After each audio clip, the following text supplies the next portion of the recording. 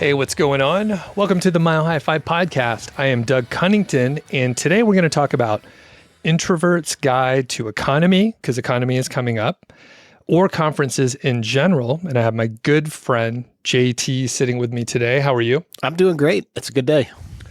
Thanks for coming over. And I invited you because I think you identify as an introvert. Is that correct? Yes. Yeah. Okay. No, for sure. I might be an introverted extrovert, if that makes sense. I like talking to people, but it does tend to drain me. And so I certainly need some time to kind of do my own thing as well. Mm-hmm. And I'll talk about myself in a second and how I, quote, identify. But who are you, JT? Some folks may know you from campfires and some other activities here and there, but what are you all about? Yeah. So we are recent migrants to Longmont, Colorado. We recently moved here from Texas. So now we're here. I am still employed, working in a job that I like and that I get to do interesting work in. And while we're hanging around here, I hang out with the family and do a lot of running and enjoy all of Longmont's fine brewery establishments. We've definitely shared a few pints here and there. And one cool thing that you introduced me to, we'll keep this real short. I don't want to go on too many tangents here.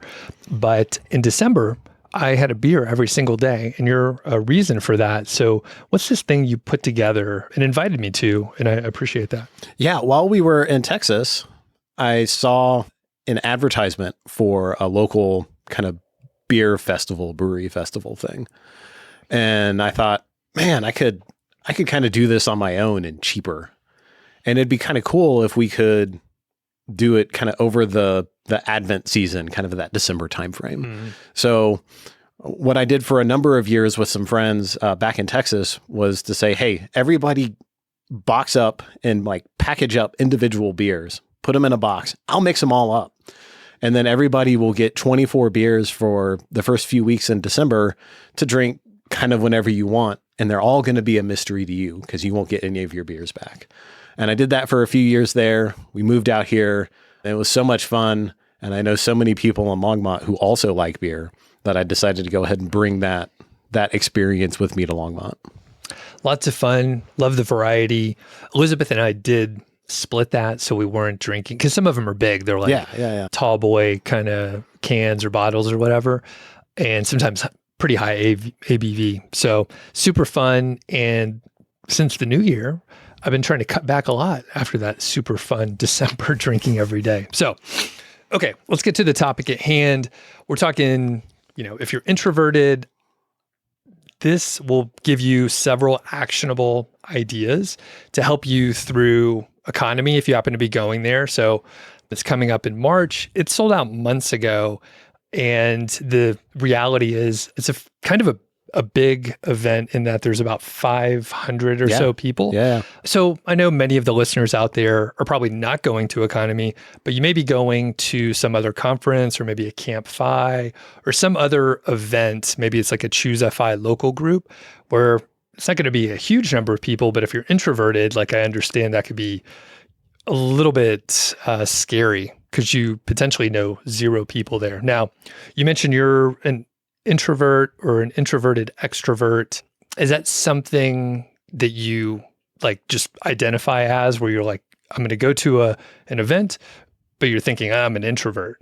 Yeah, it is a challenge. And I think it's been a challenge for a lot of the people in the FI community that I've met, where we want to get together with other people who are interested in personal finance and I think more broadly than just the nuts and bolts of dealing with money, though we're certainly interested in that, and thinking about how do we want our lives to look in the future and what role do we want money and work and family to play in that.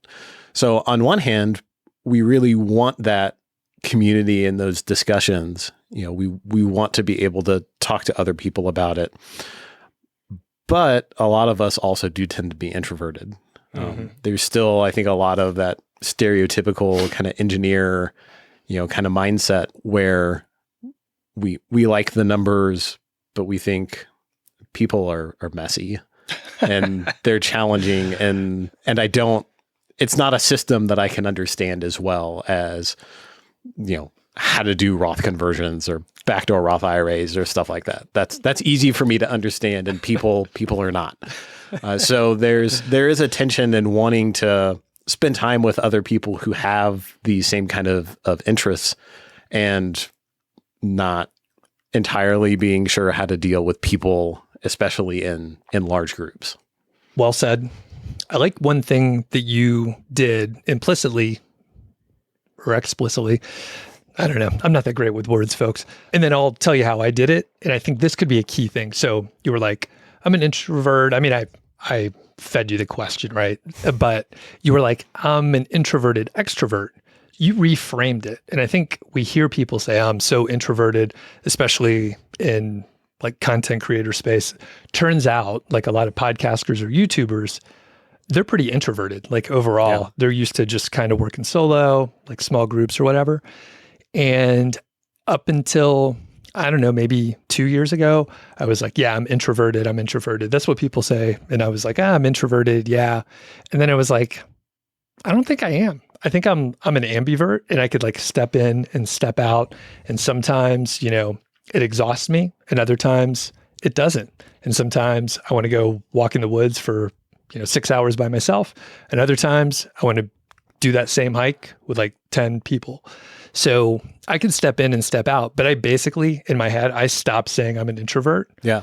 And I was like, oh yeah, like I don't have to, like, that's not my identity. I could do whatever I want. Sometimes I want to talk to people, sometimes not. And I think if you stop identifying as an introvert and you don't put a label on yourself, then it kind of frees you up. So when you say you're an introverted extrovert, did you have that in mind? Or you were just like, sometimes I'm in, sometimes I'm out?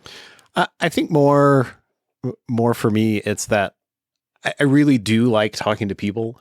There's a lot of context that's involved for me, though. So if I'm at a party or something with a bunch of people who I know, I just know I'm never going to see you again, right? It's some baby shower for a friend of a friend or someone who lives in a different town, or it's a professional event that happens once every year, 18 months. Like, it's really challenging for me to want to put a bunch of effort into building those relationships with people, because for better or worse, and oftentimes probably for worse, it feels like this is just an amount of my fairly limited social energy that's I'm just going to drop into a hole and never going to see it again. Mm-hmm. But I find for things like EconoMe or CampFi, and I know you've seen this in a lot of other people as well, you walk into there and it's a bunch of people who want to either talk nuts and bolts of money, or they want to talk about, here's how I'm thinking about my life or my business or my job or my hobbies, and I want to really be intentional about working on these things. In an environment like that, it's a lot easier, I think, for me to open up and be more invested, even if they might be people that I know, look, the odds that I'm going to run into you regularly are pretty small. Mm-hmm. So there is a lot of context, I think, for me that's involved in how much energy I find I'm either willing or wanting to put into, any given social situation. Perfect. Okay. So as you mentioned before, there are a lot of self-identified introverts in the FI community. We hear that like when we go to CampFi or EconoMe, and then all of a sudden after 2 or 3 hours, those people won't shut up. And I'm like, you're not an introvert. You just haven't met the right folks, or like whatever magic thing happens and they like open up and they like feel connected to, like they feel fine and they fucking love it. So we're going to give some tips, a couple prereqs, and I know it'll be hard to actually do this. This is like a reminder for myself. So number one, for these events, stay hydrated. Drink a lot of water. There's often beers going around. I'm certainly guilty of this. And I try to drink earlier in the day. All right. So it might be lunchtime. I'll start drinking then. Yeah. I'll close up shop earlier, and then hopefully I'll sleep better. That's another thing. Get enough sleep. I've done this a couple times. The first night, you're so excited. You stay up too late, you have too many drinks, and then you're just you're hungover for the next 3 days. Yeah, you can't catch up. It's very hard. So don't blow it out on the first night. Be disciplined. There will be other days to stay up late. And side note, specifically for EconoMe and potentially MHFI as well, Sunday is the good day to sort of blow it out. So you have your other days done. You're going to be traveling the next day on Monday. So Sunday is a good day if you're going to stay up late and party, or, again, stay hydrated, have your electrolytes, have vitamins. Any prerequisite tips like that for that kind of thing? You've mentioned it before in some other contexts, but be careful to protect your voice as well. If you spend all of the first night up late drinking in a room with a ton of people and you have to yell to make yourself heard, now you are hungover, tired, and you have no voice. And that's going to make the rest of your weekend really, really tough. Yeah. Bring cough drops or lozenges or whatever. That is a pro move. It took me a couple years to figure this out. Little known fact, I think, Brad, you may hear this, but Brad Barrett, I was standing with him at EconoMe and he forgot cough drops. And I think I gave him 30 cough drops. So have some handy for yourself, bring some for a friend, because it's really tough. And I literally will lose my voice after about a day of this. So if you're a longtime listener, you've heard me record after a couple days of yelling at people at a loud bar. I often will just ask people to come with me to a different location where it's quieter. Hell, I even do this at HQ because that's a echo chamber. And if you get 10 people in there, you can't hear anyone else, or I can't. And I can't yell at people. I have a weak voice. It's my least manly quality, Elizabeth tells me. She's like, oh, dude. Do you find people are often willing to go to secluded locations with you to have private conversations? Yeah, I'm like, hey, it's really quiet in this back stall over here. We should head back here in the restroom. No, it is usually pretty easy because other people struggle, but I end up it physically hurts. Yeah. So I'm like, all right. Okay. So those prerequisites: drink lots of water, don't drink too much, don't stay up too late, all the kind of, be mature out there. And if you see me, fucking remind me, because I'm not going to take my own advice. Okay. You want to hit the first one here, JT? Yeah. So I think the first point we had was don't worry. And there can be a lot of anxiety for someone who considers themselves an introvert to go to something, especially like EconoMe, especially if they don't really know anyone, that there's 500 people here and I have no idea who any of them are. And they're all going to be really close friends with each other. Right. And you can just build up a lot of anxiety, even showing up at one of these things. I think for this, especially with this crowd, this is not a professional event where people are there to, network and improve their career or something.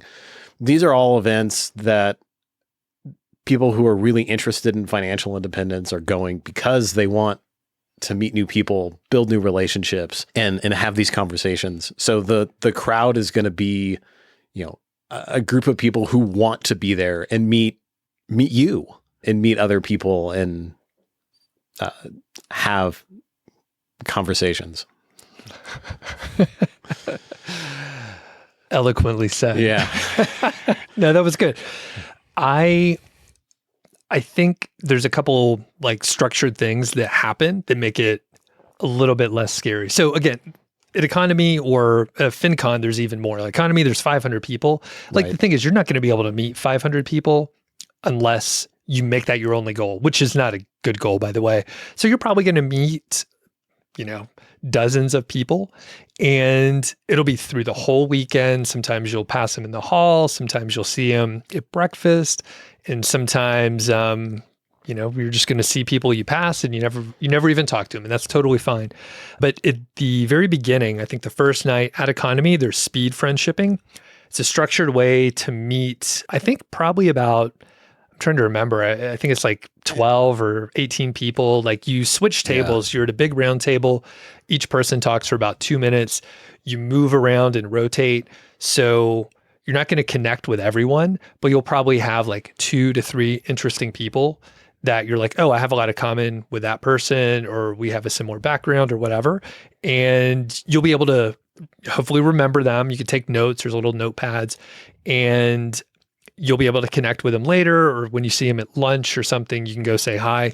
And the other part, like trying to remember names and the difficulty of that, you have lanyards on with your name on there the whole time. Like, wear it, don't forget to bring it. Cause like if you're like, oh, I'm just going to leave it in cause it's not a specific event, like wear them when you go out to lunch. Cause like, it's just, there's too many people to actually try to remember everybody's name. Some people are really good at it, but at some point it's kind of unmanageable. So yeah, I expect FinCon's a little different because it is a professional conference rather than like mostly a social conference. But EconoMe, CampFi, I expect, Camp Mustache and some of those, the people who put those on have an interest in you coming and making new friends.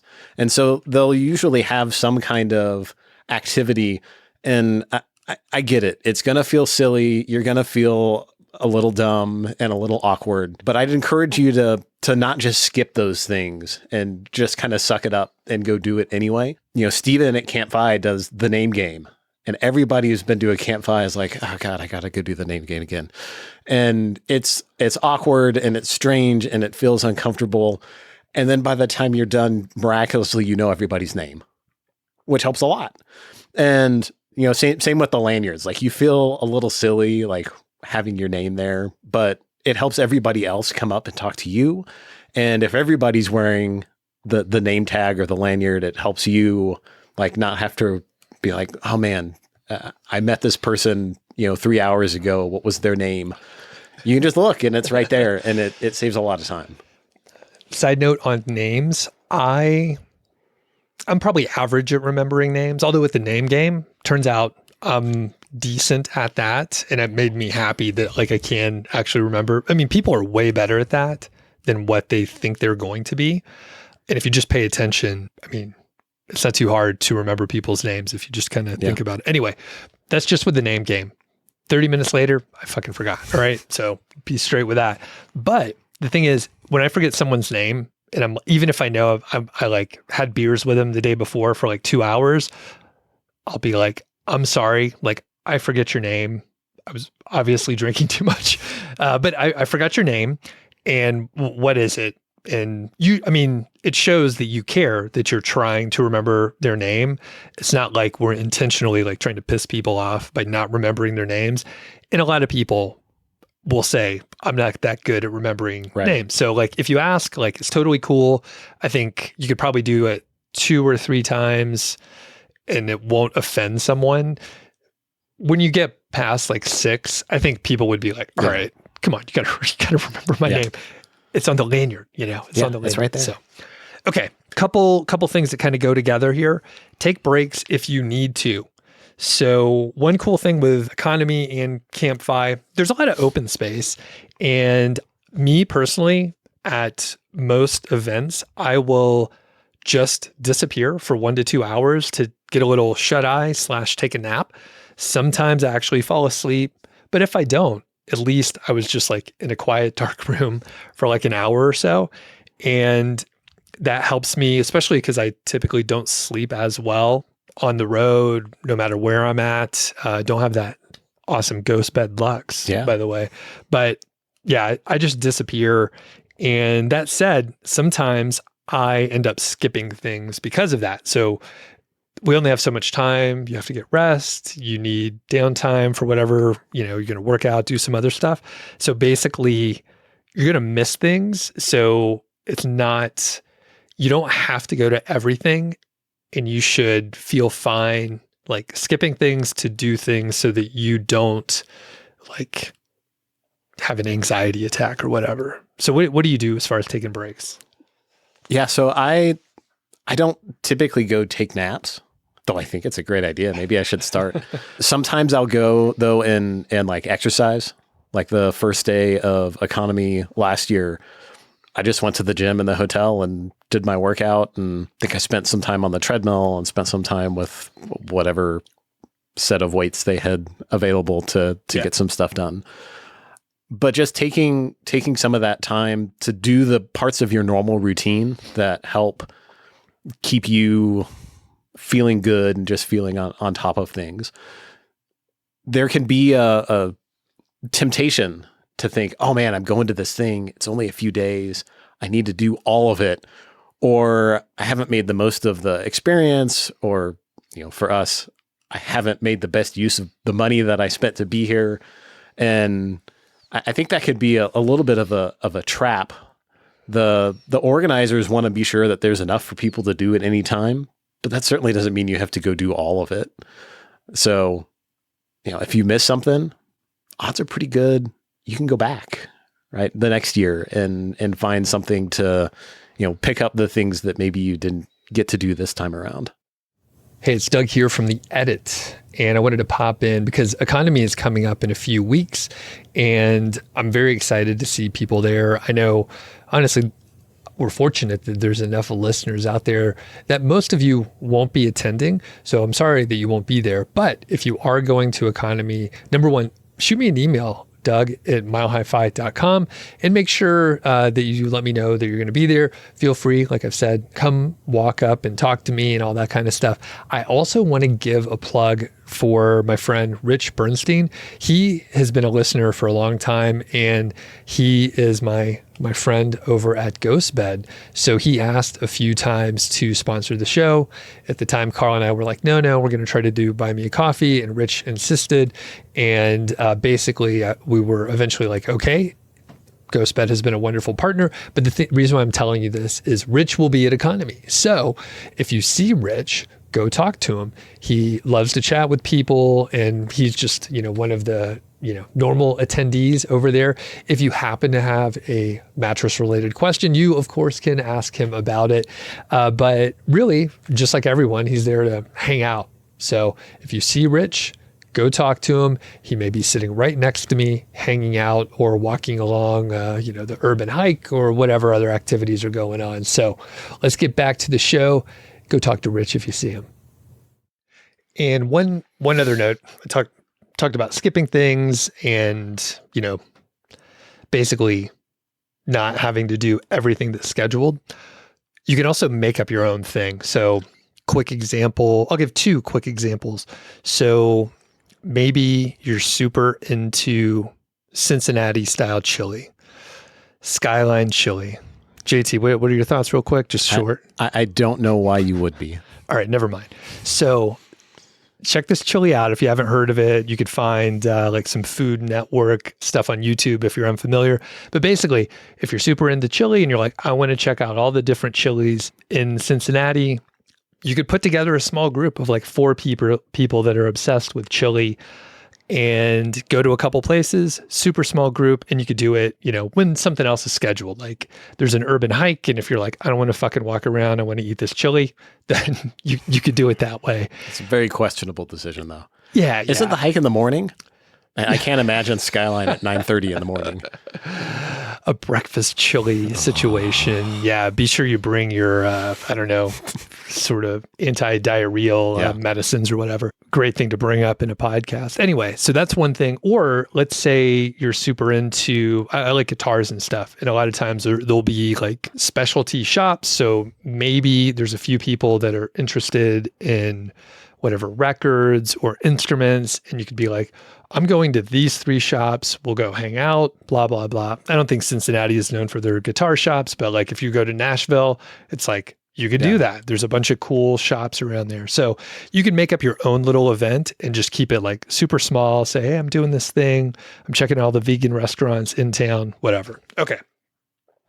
Moving on. Or do you have anything else on that kind of stuff? Taking breaks? Okay. Yeah, no, I think that's great. There's a lot of open time to chat at EconoMe. And really any event that you're going to, there's going to be people in the hallway that are also skipping the main things going on. Or at EconoMe, there's a lot of like hotel lobby hangout for many, many hours. And there will be people on the side, not talking to anyone, hoping that someone will talk to them, basically. So this is like a kind of a more advanced thing. But if you see someone on the sideline and you're not talking to anyone, just go walk up to them and introduce yourself and start a conversation. It seems a little scary, but at least in that situation, it's one-on-one and you're helping that person out. You could kind of view it that way if you're a little nervous to do it. Have you observed this in, conferences or whatever you've gone to? I'm usually the person who's on the sideline. Okay. So I think when I think about that, there's a couple of objections that spring immediately to mind. So I'm hoping maybe you could address them, right? So one is, if I'm the person in the group or just the person who's walking in and I see someone on the sideline, I wonder, what if this person and we just don't really mesh and this person doesn't realize it? And now I've walked into this room, I found the person on the sideline, and now I'm trapped for the next hour and a half as they talk about things that I'm not necessarily interested in. I have done that. And yeah, you're right. Sometimes people can't tell a good story. It's just like too many details. This is going on forever. This is boring. I don't even care about the story part of it. So one thing that you can do, and I learned this from a book that I recently read, Super Communicators by Charles Duhigg.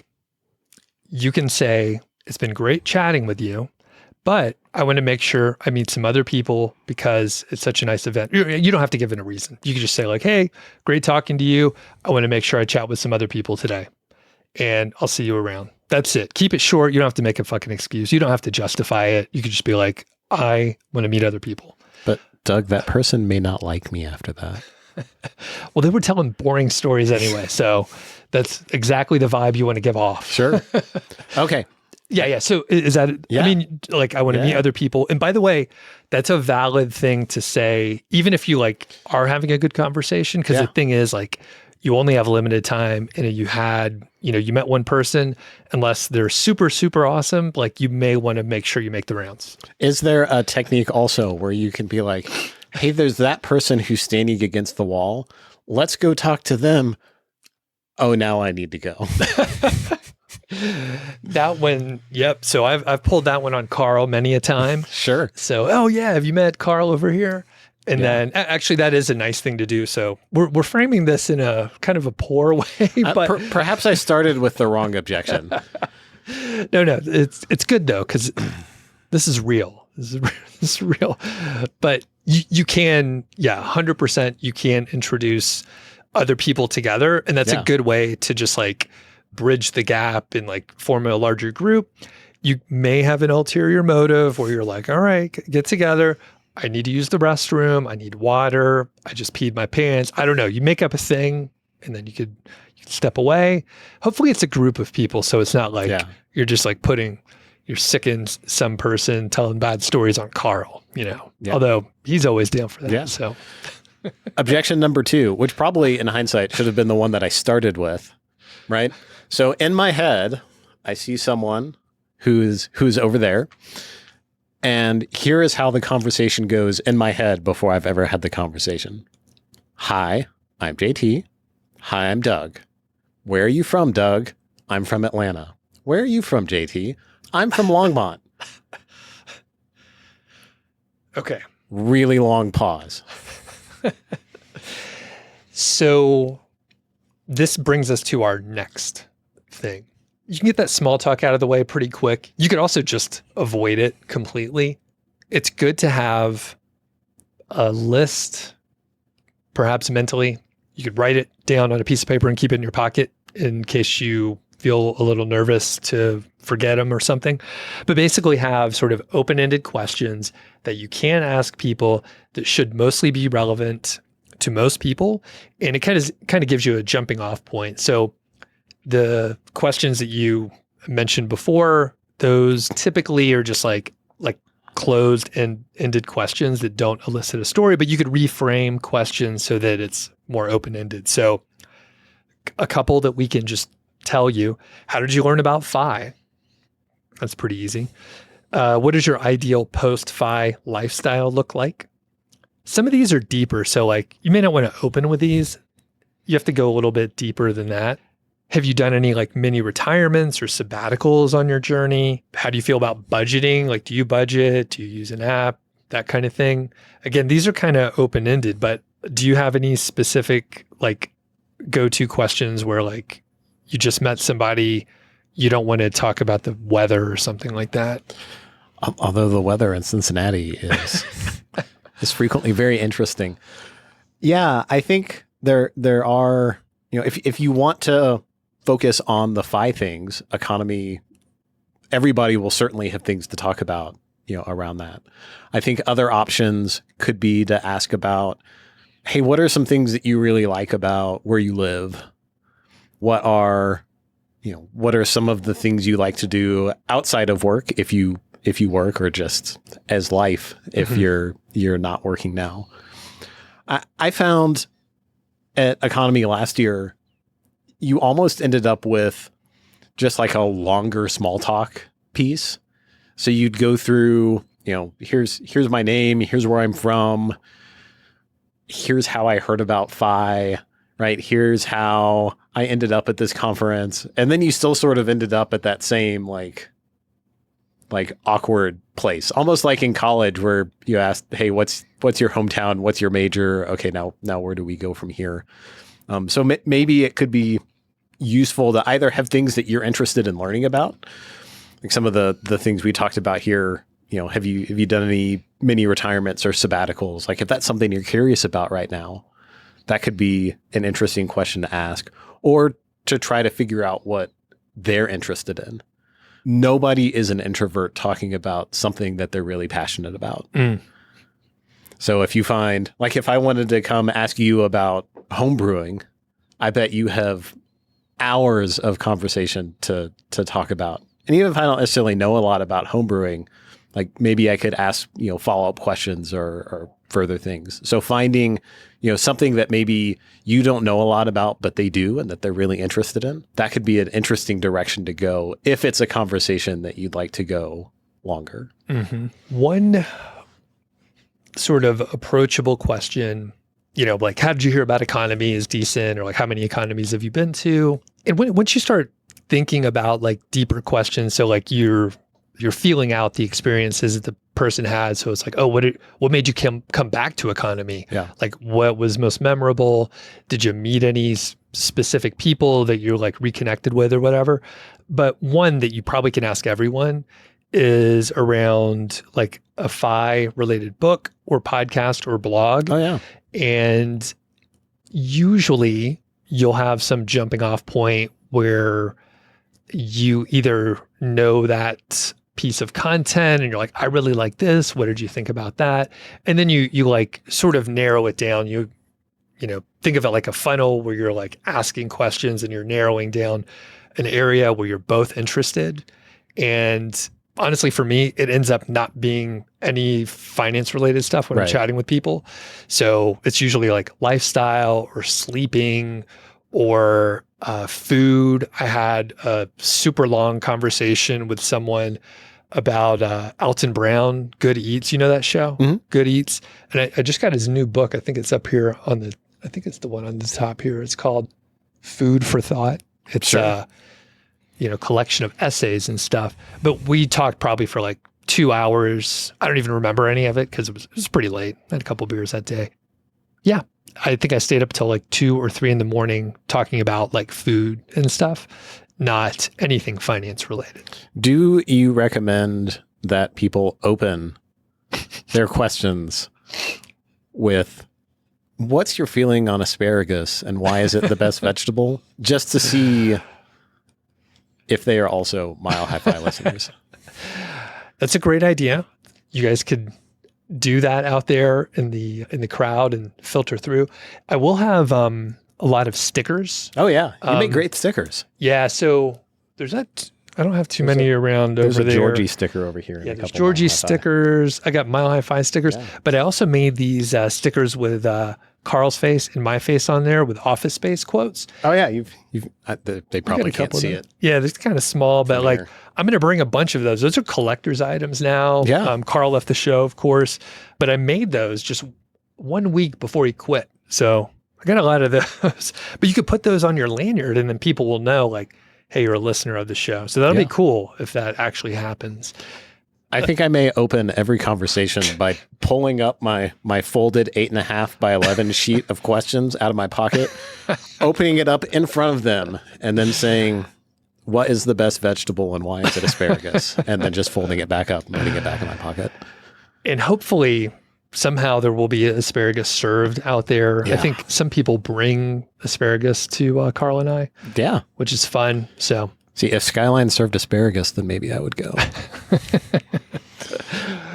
We'll make that happen. Okay, before we move on, we got to thank Ghost Bed. They've been great supporters. And that's one thing that would actually improve my sleep on the road is if I could bring my Luxe mattress around. It's kind of soft, keeps me cool. It's pretty great. Now, are you a good sleeper, JT?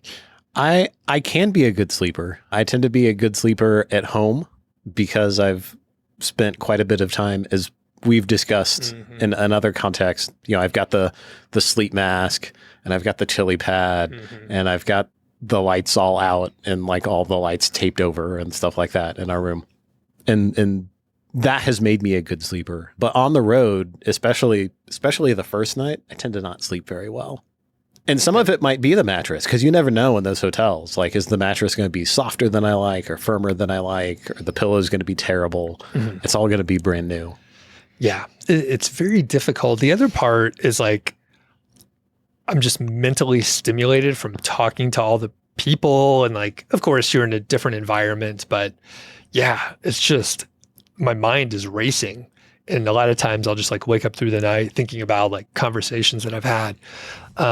So it's really tough. And I'm not sure there's much else I could do other than, take the naps if I need to. Now I'm a little more mature. I will disappear and just go to bed a little bit earlier.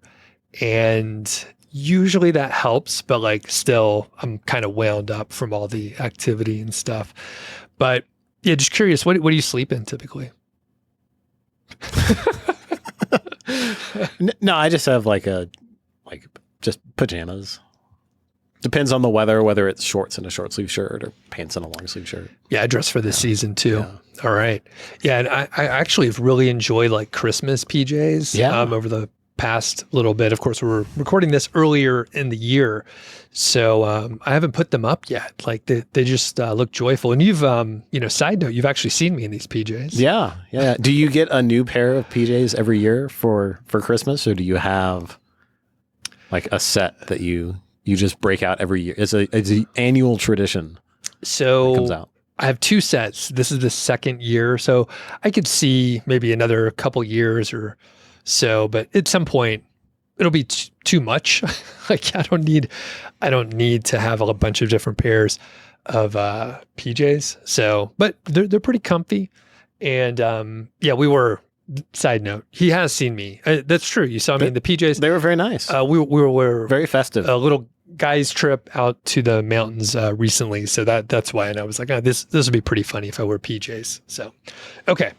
Thanks to GhostBed. Please check it out if you're interested in upgrading your mattress. They have a full range of products, including frames, like one of those adjustable frame situations, and all the bedding and other pillows and anything you need to sleep better. For the mattresses, you have a 101 night at-home sleep trial, 20-year warranty, and you can save 50% site-wide with the code MileHiFi at checkout, or you can go to ghostbed.com/MileHiFi to get that 50% off. So let's hit. I think your solution, Doug, really is whenever you go to a conference, you take your mattress and you put it in your truck and you drive to the conference and ask the hotel to take the mattress off the bed and put the ghost bed on the hotel bed while you're there. That would be amazing. I'll just throw it on top, have a double high mattress there. I don't know what Elizabeth would do when your mattress is gone, but I think that would solve your conference sleeping issues. I'm sure she'd just figure have your it out. ghost bed wherever you went. Just bring it everywhere. Maybe I could just put it in the back of the truck and just sleep there, get a topper for the back and sleep in the back of the truck, save some cash. That might work at some events, but it can be really cold in Cincinnati and in March. I'm not sure that's an every year kind of solution. They don't scare people about the weather. I have heard people say, oh, Cincinnati in March. I'm like, it's not bad. It's not bad at all. It was pretty nice last year. Yeah. All right, I'll be honest. I think it snowed like most years. Like there's always some flurries, but not much accumulation. It could be, bring a jacket. And the thing is, I usually stay at the Fairfield. What hotel are you going to be at this time? I'm at the Solare. Okay. Yeah. This is a new one, right? Yeah. Okay. Yeah. Right next to the Fairfield, there's a Target. So it's just like, it's right next door. I can get whatever you need. Head over there. I get some fruits, so I don't, just eat horrible food the whole time. And the other pro tip, this goes into don't drink too much. I got some non-alcoholic beer last year, and it's not a replacement for the flavor and inebriation that you get from an actual alcoholic drink, but I do like to just have something in my hand sipping. And if you have like a beer and then a non-alcoholic beer, unfortunately you're getting the calories still, but you're like hydrating. And it was a great move. I shared it with a few other people. I think like Brian Feraldi, I handed him one and he was like, this is awesome. And I think he's kind of adopted them too. So get non-alcoholic stuff. Again, stay hydrated. Can't emphasize it enough. All right.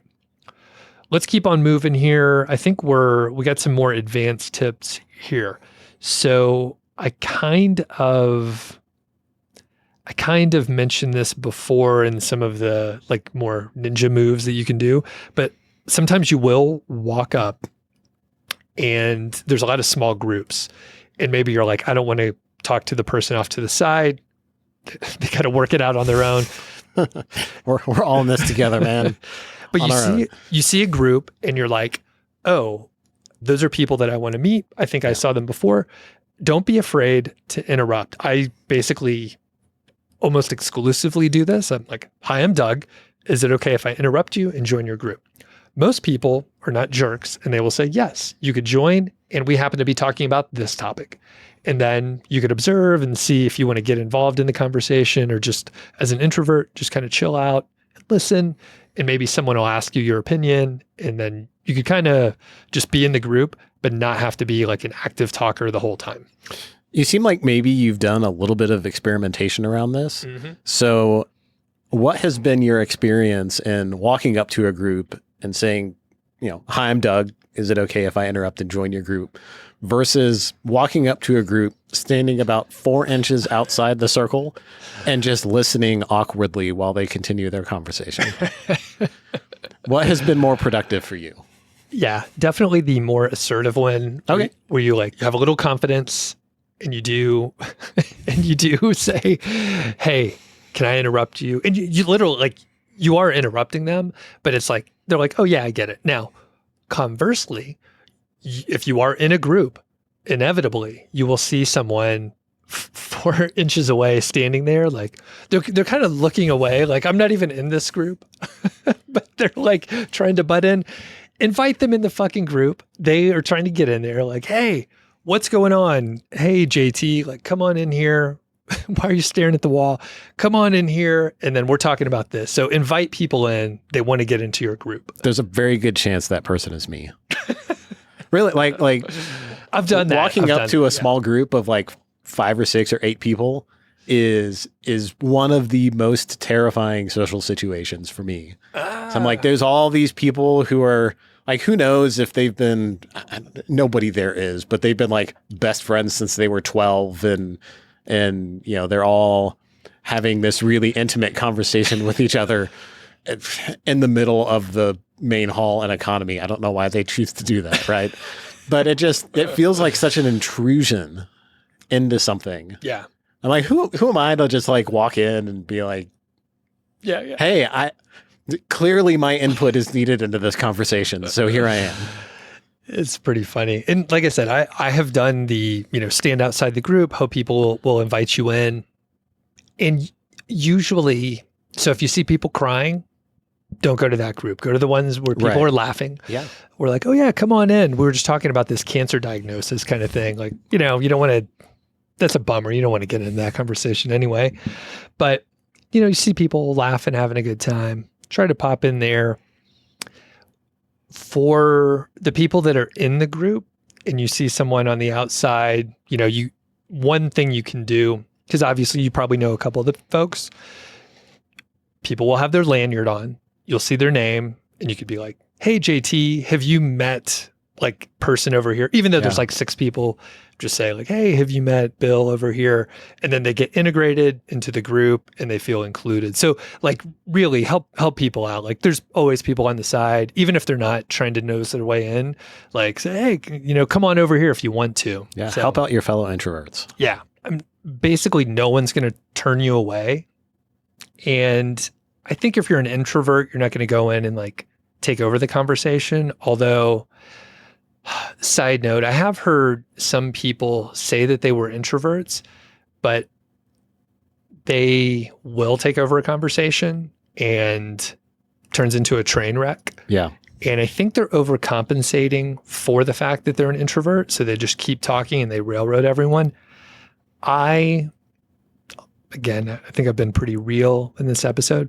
I fucking hate that when people take over a conversation, whether they're an introvert or extrovert or whatever, when they railroad people, especially if they're not self-aware.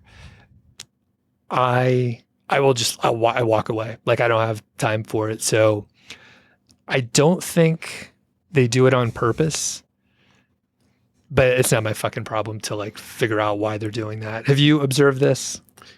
Yeah, it certainly happens in some of the groups that you wander into. I don't know if you just find a topic that someone's just really excited about, or like you said, if they are normally like really introverted, like I'm going to do the group thing this time, and they just way overdo it. If you notice that that is me, you are welcome to like give me a little elbow to the side and be like, dude, shut up. Let other people talk. Like that's okay. You are pre-approved to let me know, rather than just walk away and be like, this guy again.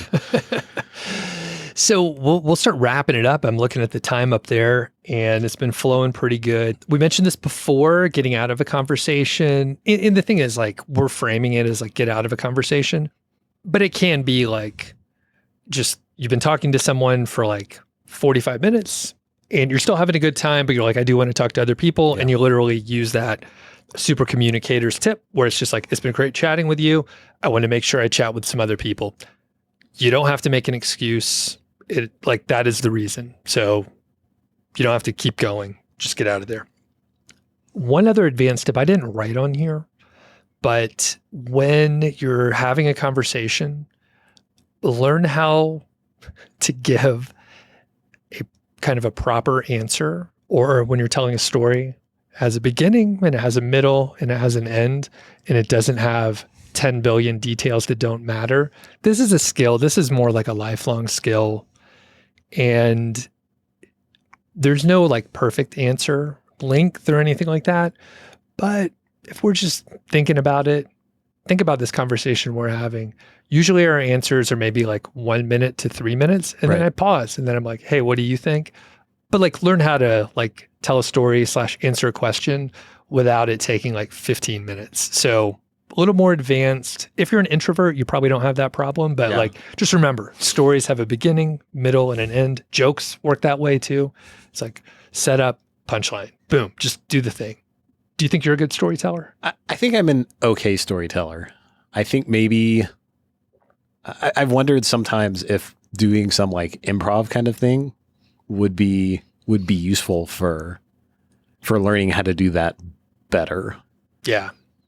That's a good, I've heard, I think like Joe Saul-Sehy, I think like he and his team took like acting lessons and like improv and like learned how to just kind of interact and like be funny and all that kind of stuff. It seems like a cool way to both learn how to respond to what's going on around you without getting into that. Now, while you're talking, I'm going to be thinking about what I need to say next. Just make you more responsive to what's going on. Yeah.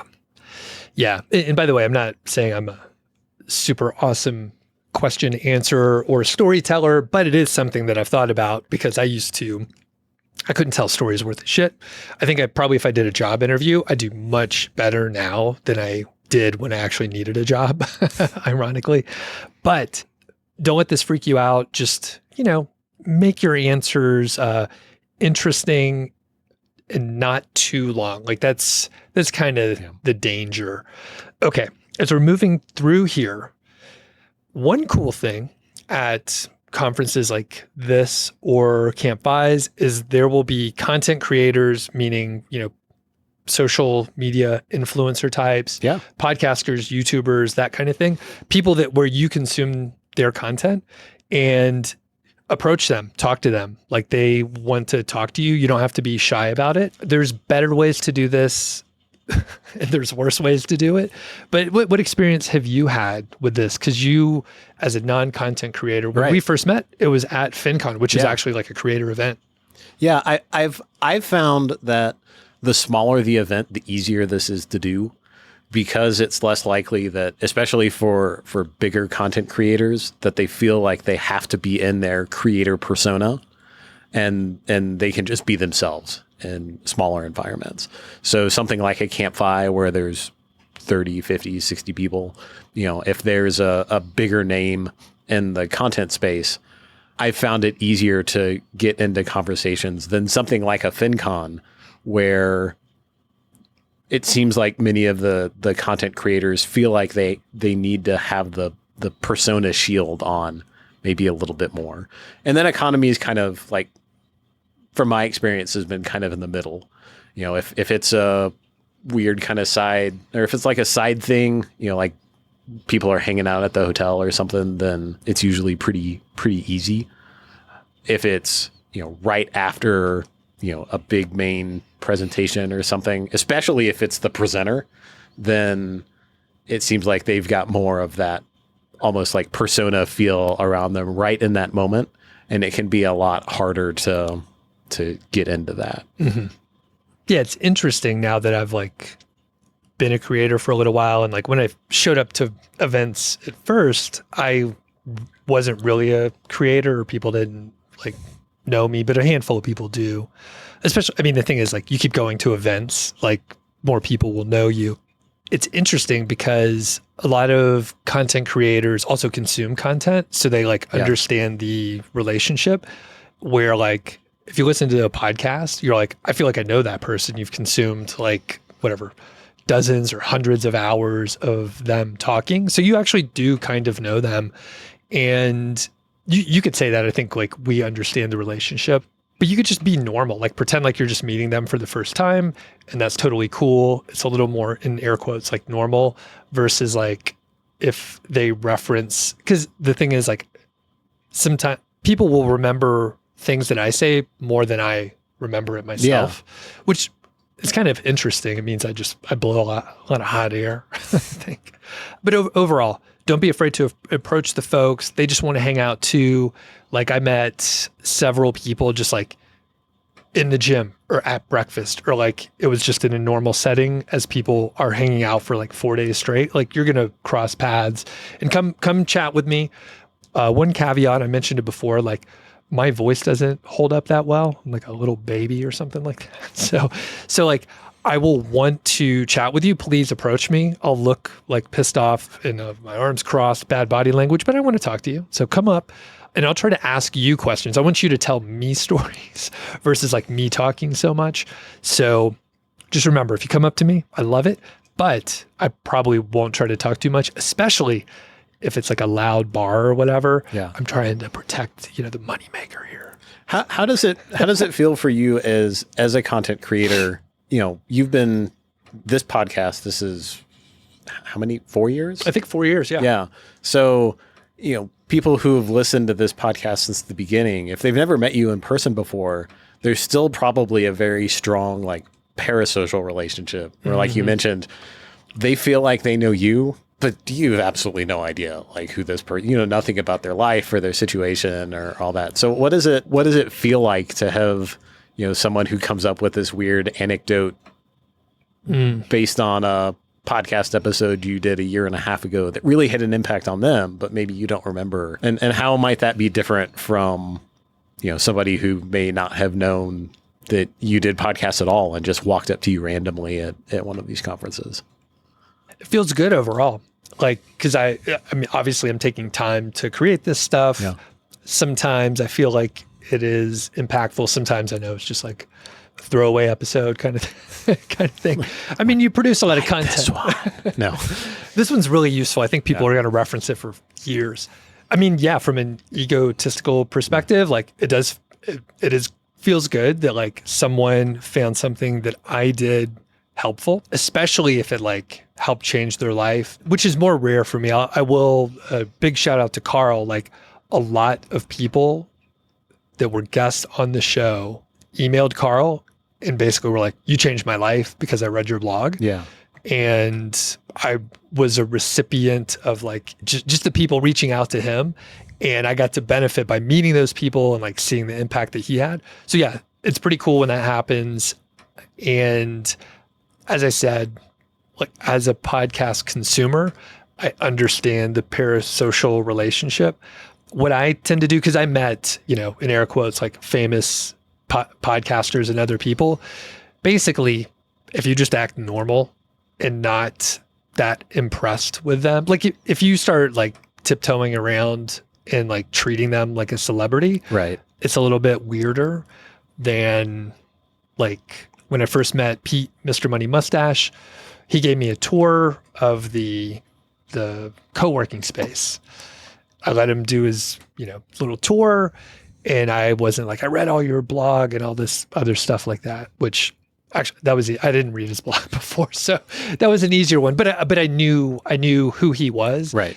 And he was on the news and stuff, like national news. So like basically the more normal you can act, the better.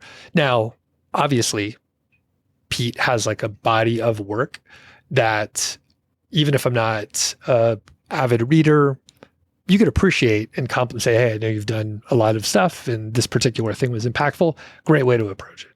Does that answer part of the question? Yeah.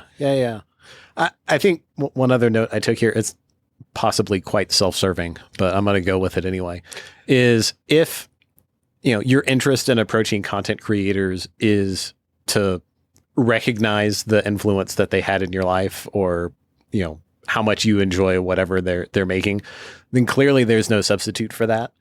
If part of your interest is like, hey, this seems like a person that I kind of know, even though you kind of don't, which could be true for a lot of introverts, like I feel like there's a connection here, then another option might be to either go find guests on some of these podcasts who aren't content creators themselves. Like I think your show is great for that. Like you have a bunch of guests who are content creators and a bunch of other guests who are just like people that you've met. Mm-hmm.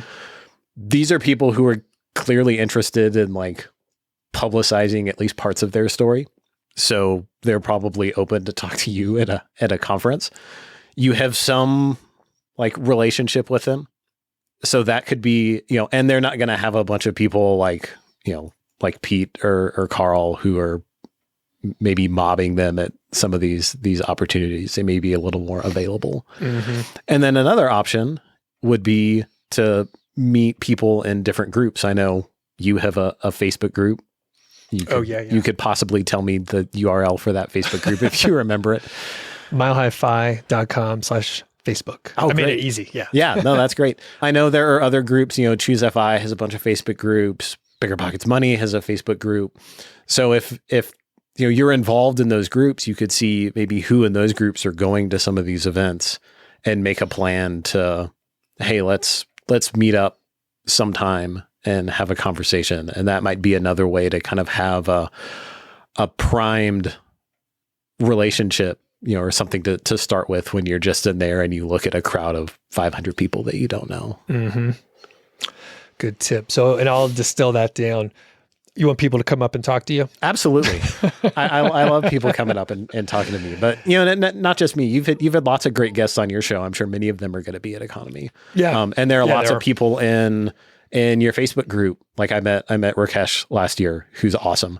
And I think he's gonna be there. So, look in those different areas to find, these other sort of not entirely, friend relationships, these kind of parasocial relationships that you can build off of if you need to like get your foot in the door in a couple places to feel comfortable at some of these conferences. I'm going to go a little bit deeper on this one, like meeting the content creators. And we got a couple more to finish up. We're over the time, but I think this is a kind of a valuable one too. So you should talk to the content creators, and some of the folks will be speakers. You mentioned before, like basically it's super hard to talk to someone after they did their talk. There will be a line of 30 people. Catch them later. Like find them later. You have plenty of time to chat with them and stuff. So right after they speak, not a great time, way too crowded. One thing that I've done, like when I met some of these bigger folks, and you know what, I won't mention her name or their name or his name or whomever it is. I actually didn't consume any of their content, so I didn't really know them very well. However, I was chatting with this person, and I did know that they were a big deal. Right. And I did know that there was a fucking line of people trying to talk to them. So I was like, hey, it's been great chatting with you. I see you have other people that are trying to talk to you, so I'll step away. And they were like, no, actually, I want to talk to you. So I actually like talked longer, but I tried to get away like, I think multiple times. Right. And I think that it showed that I respected their time and I wasn't trying to like just monopolize it. Yeah. So it's kind of a self-awareness thing where, I actually was enjoying the conversation, but I was just like, I want to make sure that all these other people that are clearly your fans have a chance to chat with you. So, keep that in mind, kind of, you'll have plenty of time to chat with people, at meals or other kind of stuff like that. So do you have any thoughts on that? Yeah. I mean, all these events tend to be like over a weekend. And I found most of the speakers, especially at like MHFI, and it seemed like at EconoMe too, they're there like the whole time. So you don't have to necessarily like feel like you need to go rush up and talk to them right after their talk or their presentation. They're going to be tired. It's a pretty overwhelming experience to give a talk. But if you want to go find them later at pizza or at the brewery or walking out of the auditorium for some completely different thing, it's probably much easier to have a conversation with them then when they're kind of chill and relaxed and ready to talk. Because a lot of them are there as attendees too, and they're interested in the people who are there. So to go full circle here, I think it was a couple years ago, I met Brad Barrett for the first time, and I listened to Choose FI for a few years. So I, just like we talked about, I felt like I knew him, and I met him in passing, and I was just like, hey, good to meet you. I enjoy your show. I would like to talk to you more, but I know right now is not a good time. So sometime I'm probably going to try to get you. Is that cool? I put him on the spot. He was like, cool. And sometime later, I saw he was hanging out in the lobby, and it was kind of a downtime, like just open time. And I was like, hey, is it okay if we talk now? And I think we talked for maybe like 30 minutes straight. Yeah. And then that was it. And we became friends after that. So like we had enough of a connection through a handful of things, but it's not like I had a list of questions and, drilled him or anything, but like you can't do that. Like we're pointing out, there's plenty of time, but if you really do want to talk to someone, you can't be like, hey, I would like to set aside at least a few minutes where I chat with you one-on-one. Kind of a big, if you're an introvert, this is an advanced one, but like you could put yourself out there. They might say no, right? It's like, I'm super busy. You seem creepy, whatever. Like you might not get a positive answer, but you can, take your shot and do it. So, all right, we're going on and on and on, but anything else that we should not do at a conference? Anything you've learned? I'm trying to think if there's anything new that we haven't already talked about. Mm-hmm. So we talked about like not monopolizing anybody's time, right? Especially if it's someone that you're like, oh, I really want to talk to them because they're like a content creator or someone special, right? But even if it's just, the normal person, someone who's not a content creator, who's just there hanging out, and you met them at the the opening party, right? You don't want to just latch onto them and take up their whole weekend either, right? So we talked about that. We talked about trying not to do too much. And we talked about not telling terrible stories or talking about yourself the whole time. Let me see what else might I think maybe the other thing, and we talked about that a little bit too, not to do is don't think that you have to get it all done like right then. Like there's going to be at most of these things, there's going to be more people than you can meet. There's going to be more activities than you can do. And don't feel like this is my one shot to like get involved in this community and I have to do it all at this one event.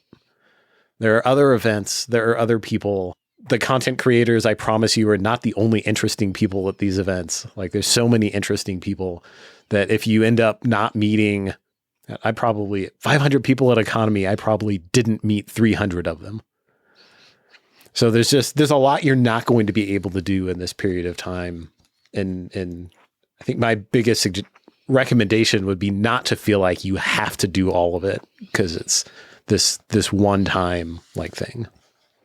And finally, I think when you leave, you're going to be tired. You probably will have stayed up too late and all that. So you'll have kind of a post-conference crash where you just got to like regroup. It may end up being like a 2 to 3 day hangover type situation. Yeah. But for me, it's usually just the lack of sleep that gets me. I'm going to actually try to do a little bit better of a job sleeping. And I don't know exactly what I'm going to do. I think if I have enough rest, I'm in good shape. Now, the other kind of crazy thing is getting a cold afterwards. So kind of watch out on that because like you will be around a bunch of people that just spend time on planes. You're not getting enough rest. So like whatever routine you have, whether it's working out, I'm pretty much in the gym every morning, pretty weak workout, but like I still go through the motions of going down there and like getting a very light sweat. But yeah, otherwise like your other healthy habits you could do, like do those kind of things. So I think that wraps it up. You closed up pretty well. You're under the radar. People can't follow you anywhere, but they may see you in a Facebook group here or there. I'm in the Mile High Five Facebook group. I'm also in the Bigger Pockets Money Facebook group. I'm not super active in any of those, but if you're really interested in talking to me at EconoMe or just for whatever, like I have notifications on those things. So, right. So I love talking about anything FI related. So you can definitely catch me there or at some of these events, right? So I'll be at EconoMe. I'm going to FI Rocky Mountain week 2. So if you need your parasocial relationship to help kick you into talking to somebody new, definitely feel free to come find me if you want. All right. Well, this has been awesome. Thanks a lot, JT. Be sure to support GhostBed. You can sign up for the email list if you want to. I send like maybe half an email to 1 email per week. The target is like 1 per week, but I'm not 100% on board there. So you won't get too much stuff. And if you also want to join the Buy Me a Coffee, like I've tried to sort of rekindle that a little bit. So we have a handful of folks that donate. I'm trying my best to like get some ad revenue plus a little support to pay for the lights in here and the hosting and the other kind of stuff. I'll give you stickers, come check out stickers at the EconoMe or other places. But if you want to check out the Buy Me a Coffee, follow the link. You can see the details there if you want to. So I think that's it. And thanks. I think you're going to be on a couple more episodes soon. Cool. Thanks. Great. Thanks, Doug. Thanks for listening to the show. That was the Mile High FI podcast, and I'm Doug Cunnington.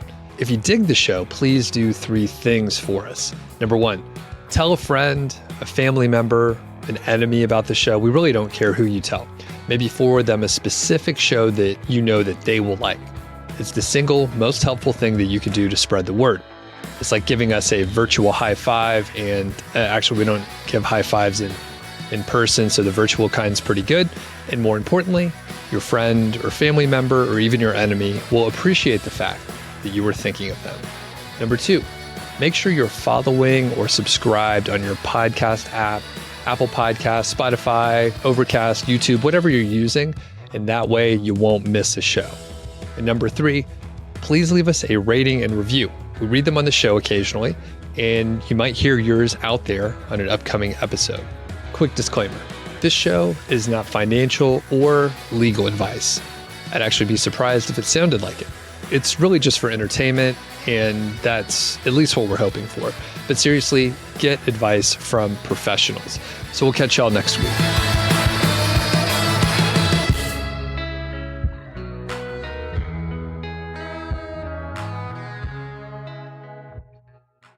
I've been fortunate enough, or at least have convinced enough people that they want me on their show, to have recorded, a couple shows with you and some other friends of ours.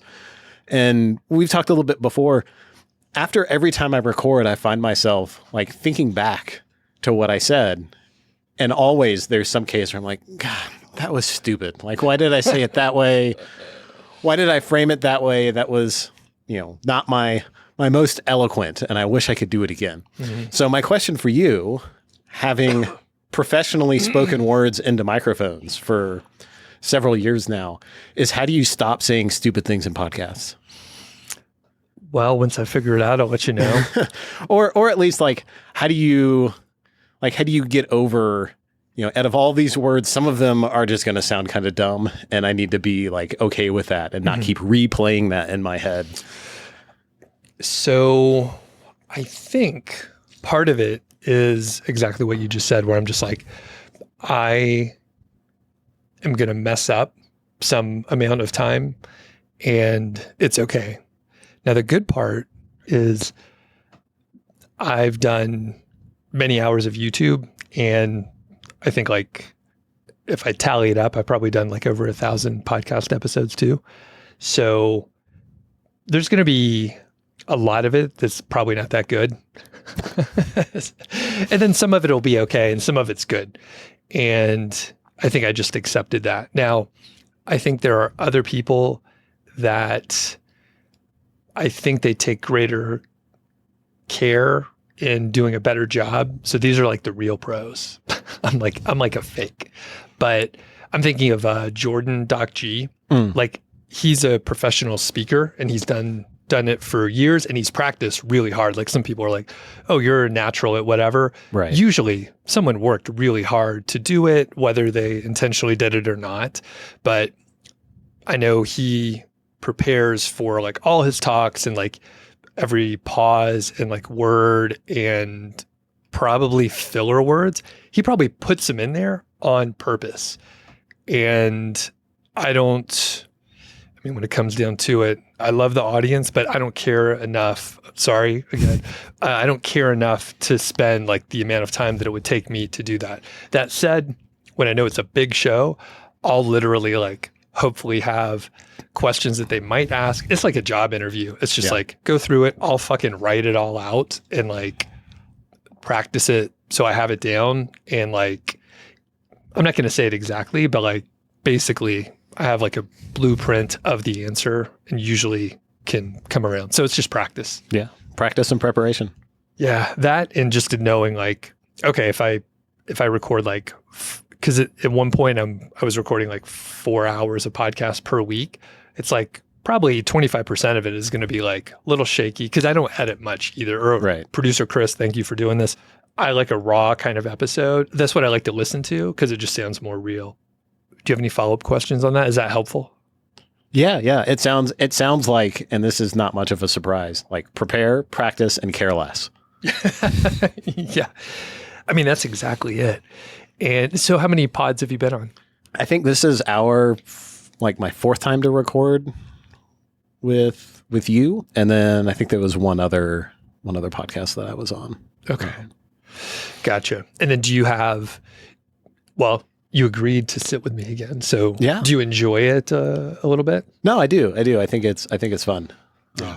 What do you like about it? Maybe the illusion that there are people out there that are interested in what I have to say.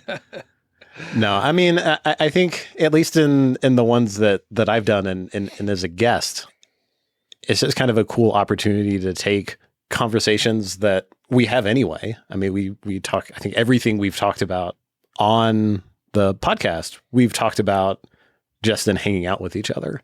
Yeah. And it's just an opportunity to think that, well, maybe somebody else will find, the stuff that we think about all the time anyway, interesting enough to also like listen to and maybe get something out of.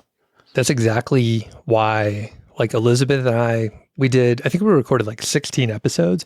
The very first podcast, this was like maybe the fall of 2018. We did a few, and then she got a little nervous about like it being out there in the world. Have you ever listened to those? I think I released a couple here and there. No, did you publish those as part of your other show, or is it a different?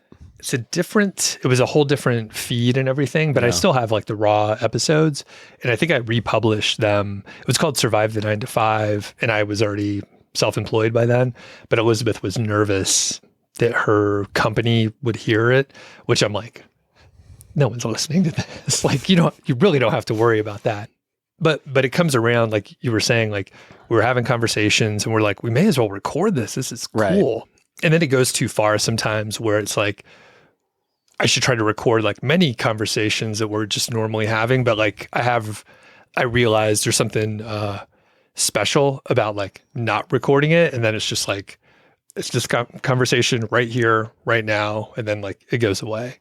So there's some balance, but like once you start creating content in air quotes, you're like, everything's content. Like people, like it's somewhat entertaining. And how full of yourself are you if you're like, wow, people really need to listen to my fucking side conversations about nonsense. So as someone who's not a content creator, right, who's been on a handful of these shows, I've had some people come, have a conversation with me who considered being a guest on like Mindy's show, right?